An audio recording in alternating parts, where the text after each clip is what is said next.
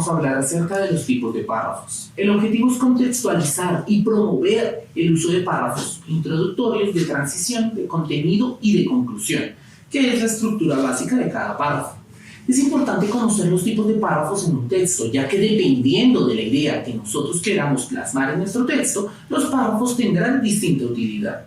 Al redactar debemos tener en cuenta que no solo estructuramos oraciones aisladas, estas deben ir coordinadas a modo de párrafo, de tal manera que con ellos podamos construir textos completos. Empecemos hablando de los párrafos de introducción. Como su nombre lo indica, estos sirven para iniciar un texto o introducir al lector a un tema que se va a tratar más adelante. Estos se encuentran siempre al inicio del libro, de un capítulo, de un artículo o de un apartado específico. Por lo cual, en un libro, por ejemplo, vamos a encontrar más de un párrafo de introducción. Los párrafos introductorios constituyen una especie de resumen que se presenta antes de desarrollar el tema a mayor detalle. Además, estos párrafos tienen una doble utilidad. Por un lado, le presentan al lector una especie de mapa conceptual al indicarle qué puntos se van a tratar a continuación. Y por el otro lado, le dan una idea de lo que se va a tratar en el libro o en el artículo, de manera que el lector pueda decidir si es útil para su investigación o si lo puede saltear o si puede simplemente evitar su lectura. Veamos un ejemplo de un párrafo de introducción. El propósito de este libro puede definirse con toda precisión muy brevemente. 2 puntos. Ayudarlo a usted, lector, a dominar nuestro idioma de una manera fácil, rápida y segura. En este ejemplo, nos están dando la introducción a un libro en el que vamos a aprender a dominar un idioma y nos muestran las características que se deben tener en cuenta para dominar dicho idioma. Como segundo tipo de párrafo vamos a encontrar los párrafos de transición. Estos nos sirven para dar un cambio al tema. También sirven de puente para la continuación del texto. Los párrafos de transición indican que el autor va a dejar de tratar un tema para empezar a explicar otro totalmente distinto. Se pueden reconocer porque utilizan expresiones como las siguientes: en consecuencia, por lo tanto, no obstante, a pesar de lo anterior, además, por último, entre otras más, que me brindan un paso y una marcación directa a un cambio de tema.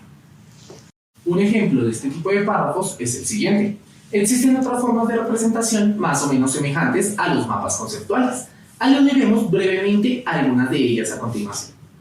Aquí estamos haciendo una transición directamente y yendo a un tema nuevo. También vamos a encontrar los párrafos conceptuales. Estos párrafos se utilizan para definir un término o un concepto que se va a utilizar más adelante o a lo largo del capítulo, artículo o libro. Al ser una definición y al ser una definición importante, estos normalmente van en un solo párrafo, justamente en el que solo esté la definición. Sin estas definiciones, el lector no entendería las ideas del autor y por eso son imprescindibles en los textos de tipo técnico y científico.